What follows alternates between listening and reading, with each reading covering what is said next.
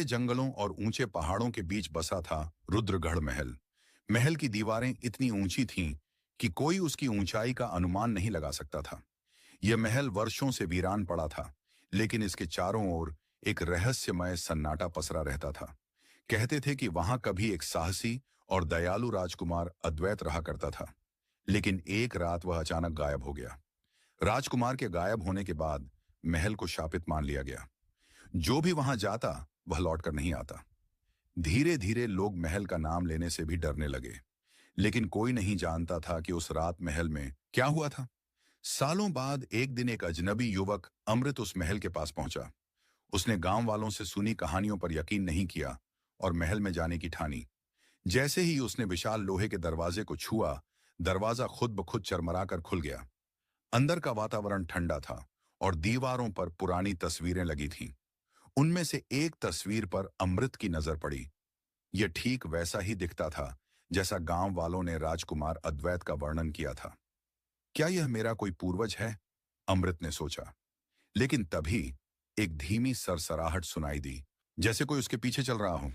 अमृत ने मुड़कर देखा, पर वहां कोई नहीं था। पर अचानक महल की दीवारों पर टंगी कुछ तस्वीरें झटके से गिर पड़ीं। अमृत ने हिम्मत करके आगे बढ़ना जारी रखा। महल के एक कमरे में उसे एक पुरानी किताब मिली। किताब के पन्नों को पलटते ही उसे कुछ अजीब अक्षरों में लिखा संदेश मिला। सच को जानने के लिए अंधेरे में उतरना होगा। तभी जमीन पर एक लकड़ी का फर्श चरमराया और नीचे एक गुप्त सुरंग दिखाई दी। अमृत ने बिना समय गंवाए उसमें छलांग लगा दी। सुरंग के अंदर एक जंजीरों से बंधा आदमी पड़ा था। कब कौन हो तुम? अमृत ने हकलाते हुए पूछा। आदमी ने धीरे धीरे सिर उठाया और कहा, मैं ही हूं राजकुमार अद्वैत। अमृत को यकीन नहीं हुआ, लेकिन जब उसने गौर से देखा तो उसे महसूस हुआ कि यह वही आदमी था जिसकी तस्वीर महल में लगी थी। तुम यहां इतने सालों से कैसे फंसे हो? अमृत ने पूछा। अद्वैत की आंखों में दर्द छलक आया। यह महल शापित है। यहां एक प्राचीन आत्मा कैद है, जिसने मेरी आत्मा को अपने वश में कर लिया है। हर पूर्णिमा की रात मैं इस जंजीर से मुक्त हो जाता हूं और महल में भटकने लगता हूं, लेकिन फिर से कैद हो जाता हूं। अगर तुम यहां से बच सकते हो तो अब तक क्यों नहीं गए? अमृत ने पूछा। अद्वैत ने धीरे से कहा, क्योंकि मैं अब पूरी तरह इंसान नहीं रहा। अचानक अद्वैत की आंखें जलने लगीं और उसका चेहरा बदलने लगा। उसकी खाल पर काले धब्बे उभरने लगे और उसके नाखून पंजों में बदल गए। वह एक राक्षस बन चुका था। अमृत ने पीछे हटने की कोशिश की, लेकिन अद्वैत की जंजीरें टूट गईं और वह तेजी से उसकी ओर बढ़ने लगा। अगर तुम सच में अद्वैत हो तो मुझे मत मारो, अमृत चिल्लाया। लेकिन अद्वैत ने कहा, मैं अब खुद को रोक नहीं सकता। यह श्राप मुझे धीरे धीरे खत्म कर रहा है।